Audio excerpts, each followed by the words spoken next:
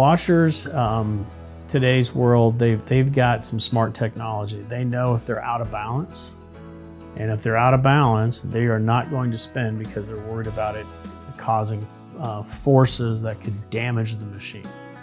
So we would look at out of balance switches that may be bad. If it's more than just a bad load, that it's happening over and over. The machine also is smart enough to know that it's not going to spin out while it's full of water.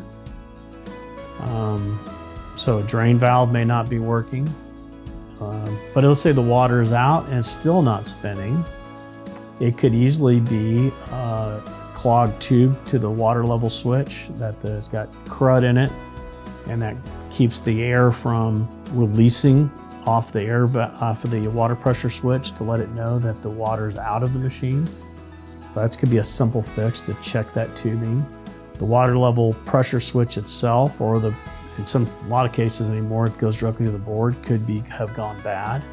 So there's a lot of things to go double check with that. I mean, it could be as simple as a belt that's been cut too. So if you've kind of looked at it and you can't figure it out right away, I would recommend you call a professional out to really take a look at that, because there's a lot of things to chase down when you're looking at a machine that maybe not extracting properly.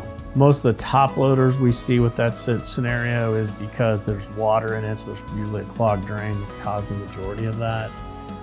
Front loaders, they're a little bit more robust machines, but at the same time, they've got a little more sensors on them. They kind of know what's going on. They have inverters in them that maybe the inverter's got a signal that, hey, there's something wrong here. The electrical current's not right. It could be a host of things on it. So if it's draining, the belt's good, the water level tube looks clear, call somebody out for service.